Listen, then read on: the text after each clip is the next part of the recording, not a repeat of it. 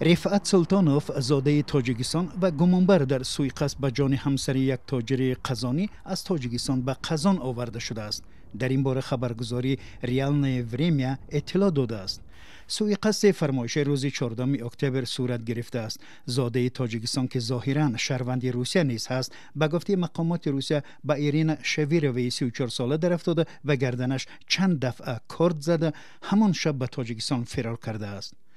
وزارت کارهای داخلی روسیه روز 18 اکتبر گفت که رفعت سلطانوف در وطنش یعنی تاجیکستان بازداشت شده، مسئله استردادش در حال بررسی است.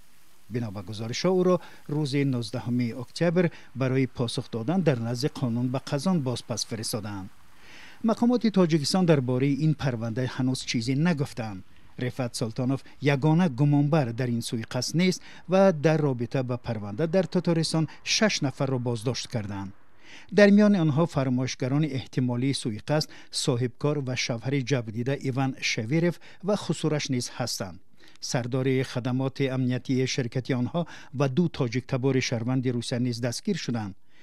نشریه روسی زبان ریالنای وریمیا گفته است که فرمایشگران برای انجام سوءقصد و قتل زن بیش از 5 میلیون روبل پاداش وعده کردند. مقامات میگویند که تحقیق این پرونده پرسر و صدا تحت نظارت الکساندر باستریکن، رئیس کمیته تفتیشاتی روسیه و یکی از سیاستمداران مهاجر ستیز روسیه قرار دارد که اکثر وقت مهاجران را به قانون شکنی و جنایتکاری متهم می کند، اگرچه آمار رسمی دیگر چیز را نشان می دهد.